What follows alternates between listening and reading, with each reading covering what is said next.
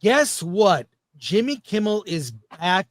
There's a lot of stories about this from the Substack of Sasha Stone, who I recommend you follow on social media.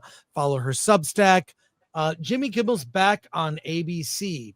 And this literally broke as the show started. And here's a list of the names of people who were in support of Jimmy. It's a lot of names here. Yeah. Of people None of them supported Gina, but yeah, but this is new news. There are other stories about this. What's okay? We know the situation. He came out, said some comments, and people were none too happy. And his show was put on temporary hiatus. Looking back at all of this, he was, if you believe his ratings were so bad, was getting no traction. It wasn't necessarily Disney per se. It was the affiliates who said, we don't want to run it. We can't sell ads. He Over gets 60. no traction. Yeah. So he was in danger of having the show canceled anyways. I almost think all this hullabaloo was a distraction that now creates more interest, and he's back on air on Tuesday this week. Well, yeah, a bunch of people will watch it now. The list of actors signing, this isn't really correct. I had found out that they had thought that they were signing the pro-terrorist list, but they signed this one by mistake. That's a lot of names. That's a lot. I did the math on this. Why? Because I'm Asian. But each episode of Jimmy Kimmel Live cost $250,000. The ratings they were getting was 129,000 viewers. That's roughly $2 a viewer in the prime demographic. Wow. But he has 20 million YouTube subscribers. Yeah, and all 20 of them watch every single clip. on I don't know if you have just like ours does. I do. I don't know if we have notes for this story, but this is from the Hollywood Reporter. This literally broke as we went live. Yeah. Jimmy Kimmel is back after a turbulent week marked by political pressure, media outrage, and a national debate on free speech. Jimmy Kimmel 69 is set to return to ABC following a brief suspension of Jimmy Kimmel Live. Disney explained its decision in a statement Monday, noting, last Wednesday, we made the decision to suspend production on the show to avoid further inflaming a tense situation at an emotional moment for our country. After thoughtful conversations with Jimmy, we reached the decision to return the show on Tuesday. Controversy began after Kimmel made a vaguely worded open-air remark about Charlie Kirk's assassin, which some interpreted as linking the suspect to MAGA conservatives. The comment quickly went viral, promoting FCC Chair Brendan Carr to, I don't like their verbiage here, to threaten ABC's affiliate licenses. Major station groups Nexstar and Sinclair soon announced they would preempt Kimmel's show, a move critics say reeked of political pressure, despite Nexstar's insistence that its decision was independent of Carr's threats. Behind the scenes, Kimmel reportedly refused to issue an apology, intending instead to argue his remarks had been grossly mischaracterized by MAGA supporters. Disney executives, fearing escalation, suspended the show indefinitely, drawing backlash from across the political and entertainment spectrum. Figures ranging from California Governor Gavin Newsom to former President Barack Obama condemned the suspension as an attack on free speech, with Obama saying the current administration has taken it to a new and dangerous level by routinely threatening regulatory action against media companies unless they muzzle or fire reporters and commentators it doesn't like. Hollywood unions, including WGA, called it acts of corporate cowardice, while FCC Commissioner Ana M. Gomez criticized her own chair's actions as unconstitutional censorship. Celebrities such as Ben Stiller, Jamie Lee Curtis, and Mark Maron also voiced support for Kimmel, with Maron writing, "This is what authoritarianism looks like in this country. It's happening." Despite Kimmel's return, Sinclair has signaled it will continue preempting the show unless the host apologizes, meets with its representatives, and donates to Turning Point Charlie That's what Kirk's I wanted to know. organization. Yeah. Kimmel's future with ABC remains uncertain as his contract ends next year, leaving open the question of whether this controversy will push him into retirement or convince him to stay and fight. What a compromised article that one was. Well, here's the bottom line. Let's go to the show was losing money. Yeah. The show's ratings are in the toilet, worse than Colbert. It wasn't making money. And the affiliates, the local, they sell local ads on the same show. They couldn't sell ads, and they got complaints from people locally. I think this is purely financial. I think the late show format is a dead format, anyways. So that's part of it. But the big question is, I'm sure it'll come up. What's he going to say when he comes back? Because he had planned to double down. Well, didn't oh my gosh, I can't remember the broadcaster tell him that he had to do an apology. It was Next Star, right? It was Next Star. Yeah. Next Star. Well, Sinclair is the one saying that they're going to preempt him until he apologizes. Right. Oh, wow. I wonder if he will apologize. I personally think put it on Disney Plus, put it behind a paywall. All the people who canceled Disney Plus can show their support for Jimmy Kimmel by resubscribing to Jimmy Kimmel, or by resubscribing to Disney Plus, and just all for the Jimmy Kimmel show. I would just point out, though, that he has 20 million subscribers on YouTube. His channel has 13 billion views. He is the 302nd largest subscriber on the entire YouTube platform. He's the 142nd biggest subscribed to channel from the US. And he's probably pulled down $100 million from his YouTube channel alone. I don't know. Put subs aside. That's still behind Jimmy Fallon, because Jimmy Fallon was the one that really used YouTube to its advantage, and put out all specifically did little segments on his show that were specifically made for YouTube content. Yep. So that's still behind Jimmy Fallon. So even Jimmy Fallon has him beat on the YouTube front. Sure, but I mean, in terms of this is just secondary marketing, and that isn't insubstantial. In terms of, I think, look, broadcast television is dying, not just the late night talk shows, but broadcast television in general. That's why people like Piers Morgan have moved exclusively onto YouTube, and it makes it look like he has a show on some network, but he really doesn't. But Robert, I'm also looking at his videos, and it's like, this is comparable to Drinker and Gary do better numbers than this, and they don't cost $15 million a year and $200,000 an episode to produce their content. Yeah.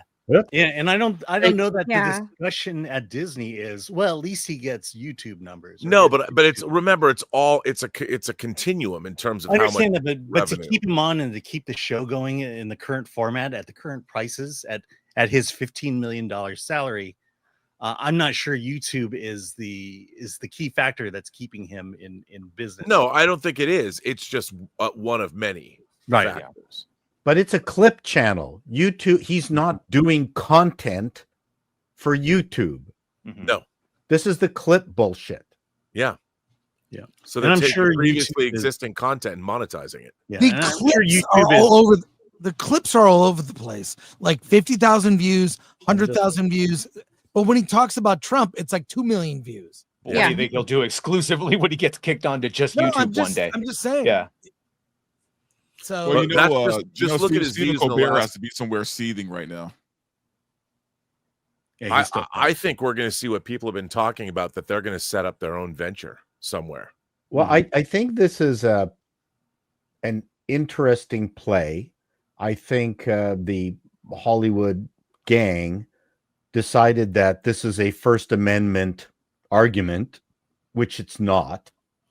But the more you repeat a lie, the more people are going to believe it. So, I mean, what's the point? And then I think with, as I think I've already said, that this was the left's Charlie Kirk moment, that firing Kimmel was, that they needed to stand up for their guy, while the quote unquote right was standing up for Jimmy their Kimmel. guy. And the difference is Jimmy Kimmel's coming back on Tuesday. That's exactly. That's No, but the to difference. Paul's Yes. point, they literally tried to turn it into it's completely not the same. Clearly, a not. man being murdered, assassinated for Leave that up. speaking is not the same. If And you'd this leave is that proof bad of how joke. little they thought of Kirk. This is evidence Yeah. Yes. of their scheming little narrow view of just owning the chud. Yeah. That's what this is. If you would read Well, I think Gary they from look- Nerdrotic. Sorry, Steph, real quick.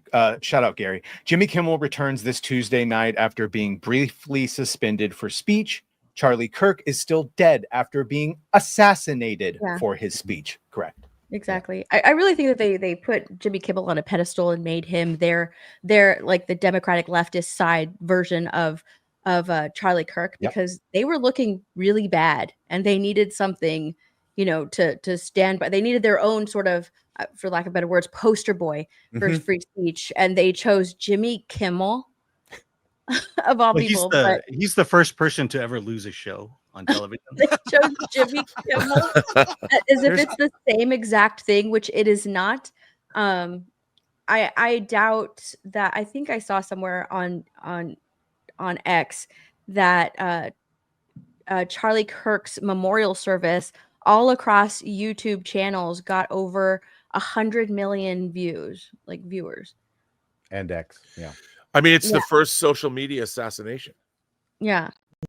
And you have an Yep. entire generation that watched a man who was Mhm. on a college campus trying to promote dialogue assassinated with as many cameras on him. I mean, no assassination in history is more well documented on a college campus. I mean, this is going to be talked about and looked at for decades to come. Oh, Yeah. by the way, because I see this, like, you guys are supposed to be against cancel culture. This isn't cancel culture. Had Jimmy said what he said on his tweet, it would just be another shitty tweet that he did, and that would have been the end of it. He said it on broadcast television where you have certain responsibilities. It wasn't even a joke. He was doing his opening monologue, and it was a clear distortion of the news. He said something he knew to be false when it was verifiably proven. And and- but Jimmy and- Kimmel and- wasn't canceled.